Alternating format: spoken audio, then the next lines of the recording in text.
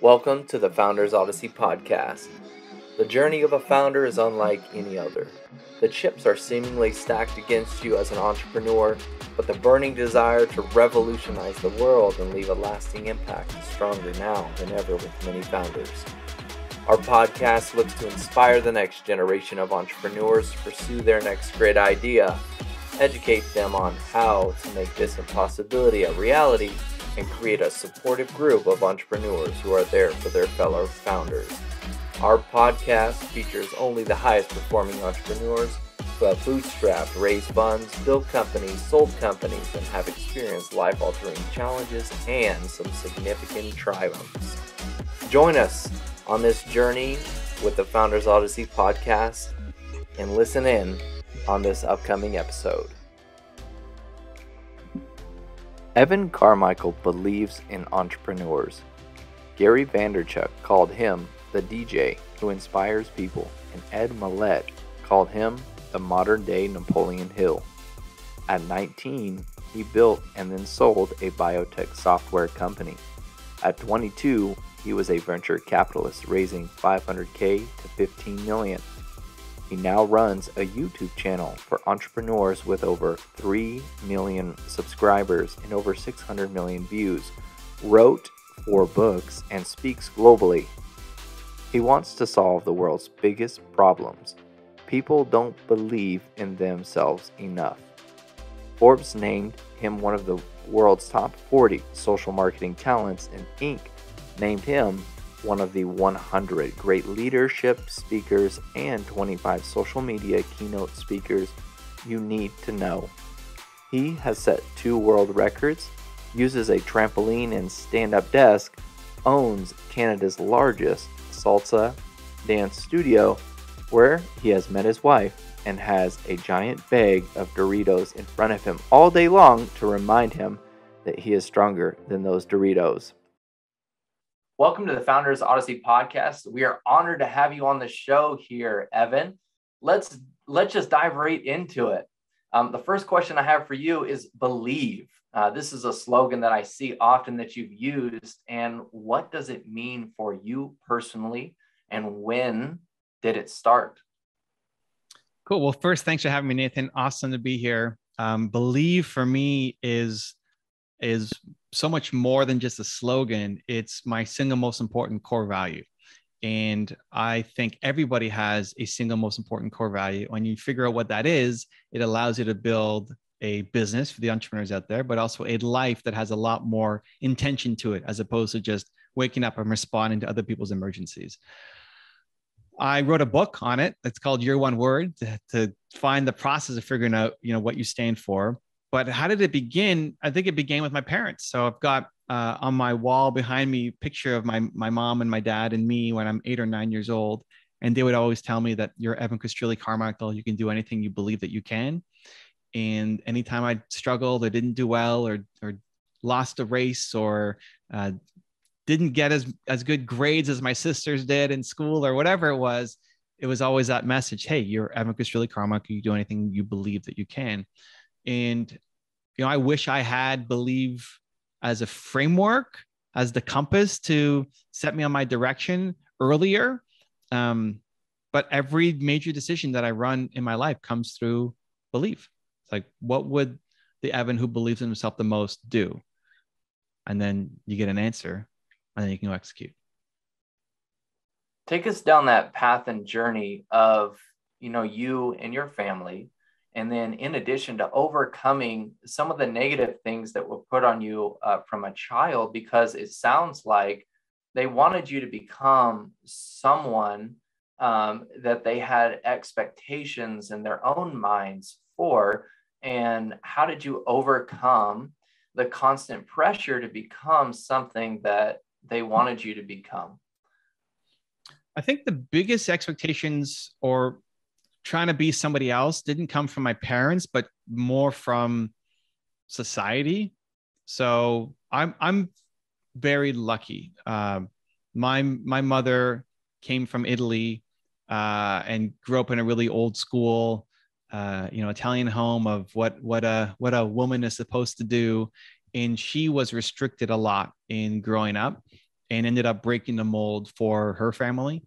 And as a result of being not controlled, but having those pressures and expectations, I think one of the things I love the most about my parents is they let us do whatever we wanted in terms of our dreams and where we wanted to go. I remember I was interested in baseball cards and the Toronto Blue Jays being here in Toronto, Canada. And so she took me to Dunedin, Florida for spring training to go see all the Blue Jays in the parking lot. And I'd run up to them in their cars and ask for an autograph. She would drive me 3 hours out of town every Saturday to go to baseball card trade shows and sell my cards for, $1 profit or something. But just for the experience. And so I have two sisters, one older, one younger. They really encouraged all of us to do whatever we wanted, I think as a reaction to, her being restricted growing up. But I think it's more from teachers, from society, from expectations, I remember there was a art class that I didn't do well at. And the assignment was to do a picture with draw a painting with a sailboat and a curtain and a window. I don't know why I still remember this. Is like, how old was I? Maybe around like 9 years old. And I failed the assignment or almost got an F. I did really poorly. And I remember my mom then came with me to go talk to the teacher. And she asked the teacher, well, what was why did you give him a D or an F on this? Like, well, because he didn't really show a lot of creativity or initiative behind the project. He said, well, what did you ask him to do? Well, I asked him to do a painting of a window and a sailboat and some water and some curtains. And it's like, well, that's what he did. I maybe I didn't go extra or think of something crazy, but I did, what the official assignment was. And so my parents, especially my mom, gave me that air cover to be willing to fight the system and external pressures. So I think that was super helpful for me to allow me to believe in myself more. I really like that. So let's go down that path as well. Now, you to establishing, your own rhythm in life, and now your own type of expectations for yourself. So, as an entrepreneur, you're constantly setting expectations for your business, for you as an individual, and I'm curious on how you have placed those expectations on yourself and how that's playing out in your life, as far as what levels that you're reaching and societal pressures and how to navigate the pressures that you have on a daily basis. Could you explain how you do that? It's 95% push and 5% hug. Most days, what I need is a push. Most days, I need to have higher standards. I need to break the next barrier. I think especially as entrepreneurs, we're trying to grow and drive and create the next thing. And so it requires you stepping up. And so most days I need the push.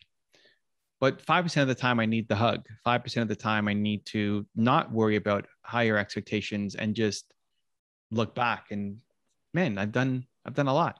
I see it as I'm swimming forever. There is no destination. I think one of the toughest things is when you have a goal and then you hit your goal, it's like you don't feel as good as you thought you would feel when you hit the goal until you have the next goal. It's more the pursuit of the goal than actually accomplishing the goal. And so if you're swimming, I use an analogy, at least for myself, that I'm swimming and I never want to hit the island. And the island represents you stop swimming. I want to swim forever. And most days I want to wake up, 95% of days I want to wake up and just keep swimming. But 5% of the days I need to look back and see how far I've come. Like on the days where I feel like I'm totally drowning and I can't make it and it's overwhelming and I suck and who thought that I could get there? That's crazy. I need to stop swimming, just tread water and look back to say, holy cow, that's where I started. That island, like way back there that I can barely look how far I've come. But that's only 5% of the time. So it's at 5 95 ratio that I think helps me stay balanced. That's really good. Thank you for that insight. I am curious on the pushes that you're talking about in life and where you receive those pushes from. Who are your mentors? Where are you trying to go? And how do you receive that push? So I think it gets harder as you get closer to your goals. You know, as you start to raise your standards, there are fewer people who can push you to raise your standards more. You know, whatever you want to get great at the beginning, you suck at it. And so lots of people can help you. But as you get better at it, and as you continue to raise your standards, there's fewer and fewer people who are above you, who are ahead of you, and not above you like they're a better person. They're just further along the journey than you. If somebody is just getting started or doesn't have a lot of experience, you're probably not going to really respect their push.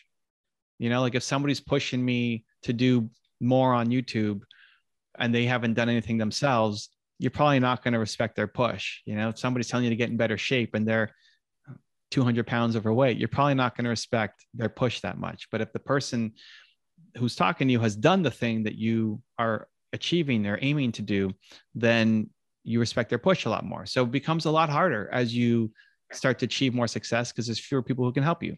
So what are the things that do help? Well, one, peer groups, right? I mean, we're both part of Genius Network. That's an amazing group of entrepreneurs who, for most of the people in the room, they're the most ambitious people that they know. And now you're in a room of people who are also ambitious or maybe even more ambitious, who then inspire you and push you and give you guidance and help. So any kind of peer group you can find. And then the second is the content that I watch. So why do I make my videos on YouTube? Because I need them for myself, because I want to be around Oprah Winfrey and Elon Musk and Steve Jobs and these people every day, because they're thinking on a different level. You know, anytime I'm thinking big and I watch an Elon Musk video and he's talking about having a backup plan for the whole planet, I realized, man, I'm not thinking big at all. It's like I'm just getting started, and not in a push down way, not in like, oh my gosh, I suck way, but as inspiration to say, man, I can be doing so much better. Because for the achievers, we don't have a lot of people who give us a loving push in a forward direction. We can have people who give us a push down or push in the wrong direction, but a loving push in a forward direction saying, hey, I believe in you. You can do so much more. And so when you find those people, holy cow, collect them, keep them around, but then make it part of your daily ritual to be around the people who inspire you to do greater things. So let's talk YouTube. I know a lot of people, and including myself, know and have watched a lot of your videos. So once again, I appreciate the time that you've placed into creating those videos for the world to see. I know you have about 3.18 million followers on your YouTube channel now. So, congratulations. But I want to rewind and I want to go back to where it was just you and you had to post one video per week, and then you started to not see traction. Please take us in that mindset where you're thinking, do I continue to upload videos or do I stop? When did that time come? So it never really came, and let me explain why. This is an interesting part, I guess, of the journey that might be different for most people. When I started on YouTube, YouTube wasn't really a place for education. My first video was 2009. And so it wasn't a place that people went to learn. It just happened to be the only visual place at the time to have content. And I'm a visual learner. If I can see it, I'm going to absorb it much more than if I can just hear it. So I started uploading videos there. There was also I never thought it would be big. There was no model to follow. I wasn't smart enough to predict that 20 years later or whatever, here's this giant thing that's happening. Or I guess, 2009 to now, not 20 years, but I never predicted that it would be this big. So I didn't have expectations of being great and building a movement.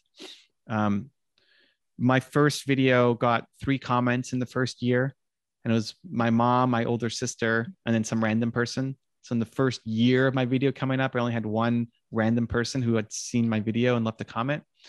And I post my numbers of how quickly I've grown because it inspires a lot of people. And that, year one, I had 25 people who subscribed, and year two, I had 70 something. And it just was a really slow build, especially in the early years. So why keep going? It's, why you're not growing, you're not getting views, you're not getting subscribers, you're not getting comments. Like, why keep posting?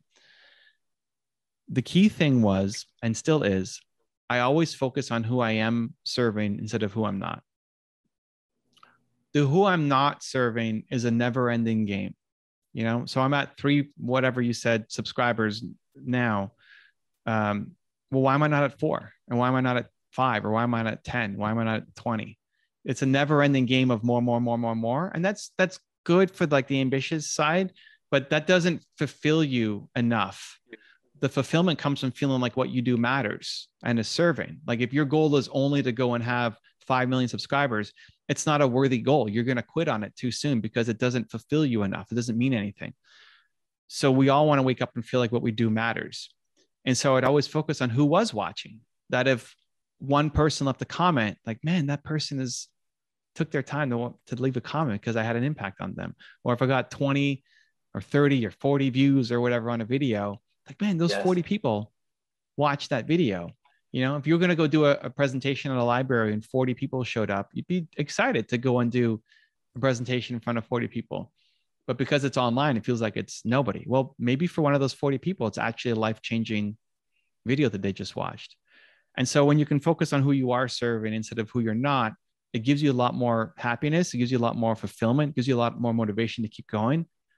And it also, those people take you to the ones that you don't have yet. Like if you serve them really well, they'll take you to new people who don't know you yet. I do believe that that's truly how you personally are differentiating yourself between some of the other people on YouTube because of that core foundation and the belief that that it's the people you serve and it's truly about the content that you create to change their lives. And there are a lot of people in life that have those convictions and they go on to do amazing things. They're not only looking for the numbers and the result at the end, they're only looking to one person at a time. So, I'm really excited that you share that similar passion and belief. Let's go into creating a company, right? Because we're speaking to founders now. And the reason why we wanted to touch on the life of Evan when he was young and just getting started is because there are times in life where you have to continue to pursue things that aren't moving as quite as fast as you're hoping they will be, right? So let's get into Evan building a company, has just partnered with 2 of his co-founder friends. And then now you're in a position where you are building a company and you're getting to possibly sell this company. Take us a little bit through that journey and maybe 1 or 2 situations where you question whether you're supposed to continue or quit. Sure. So maybe 2 moments. The first one was where I did quit on my business partner, and I was just tired of it not working. I woke up every day and went to work and got up before the sun came up and went home when the sun went down, and just working. It wasn't for lack of effort. Like if you're not trying and you don't get results, you can deal with it. But when you're working every day and you're just seeing no results, it takes its toll on you. And I was making $300 a month and just struggling. And I made it harder on myself that I closed off my social circle. I was too embarrassed and ashamed to ask for help or tell them what was really happening. So I just isolated myself and said I was hustling and grinding and living the entrepreneur life, but really it's just struggling. And I quit on my partner one day. It was too hard. And luckily, the next day I went back to work. I just realized that I didn't want to live with the regret of not giving it everything that I had. I told myself, so I was 19 or 20 at that time. I told myself when I'm an old man at 40, and I'm 41 now, but when I'm an old man at 40 and, life is over and you're finished and washed up, I would look back and regret that I didn't give it more. And so that gave me the incentive and motivation to just show up again the next day, but realized I had to do something different. That I had a voice of Oprah had this quote where just, if it's not working out, you have to find a different way to stand. And so what I'm doing is not working. I want to keep going, but I have to find a different way to stand, because it's not happening right now as it is. And that led me to dramatically shift my strategy and start seeing some results. But that was the worst day of my life when I called my business partners and said, I quit. I need to go do something useful. Now we applied a new strategy. Fast forward, pretty quickly after. That was maybe a year and a half of struggling, and then we had some turbo growth for the next year and a half. My business partners wanted to sell the company, and we had this opportunity to do it. There was a lot of industries usually go through consolidation and expansion. So depending on what the market's like in your industry right now, you'll either see a few players at the top, and when that happens, then it's ripe for expansion, and a lot of small companies start to emerge. And then somebody goes off and raises a bunch of money, and then they start gobbling up all of those companies, and then we start to get the consolidation again, back to the 3-4 companies at the top. And in our industry, that was going to happen every 7-8 years, and it was going through the consolidation period. So companies were being bought up, and we had a decision to make to say, do we want to be a part of a bigger opportunity and sell the company, or do we want to bet on ourselves to be one of those companies that make it through and wait 7 or 8 years before we might get a chance again to get a good price as we go through consolidation again. And I actually wanted to keep the company. I wanted to keep going. We had some turbo growth in the past year and a half, wanted to keep going. My business partners both wanted to get to the US. We're Canadian. All 3 of us were Canadian. And it was like life goal is get to the US and live in California instead of cold Toronto, Canada.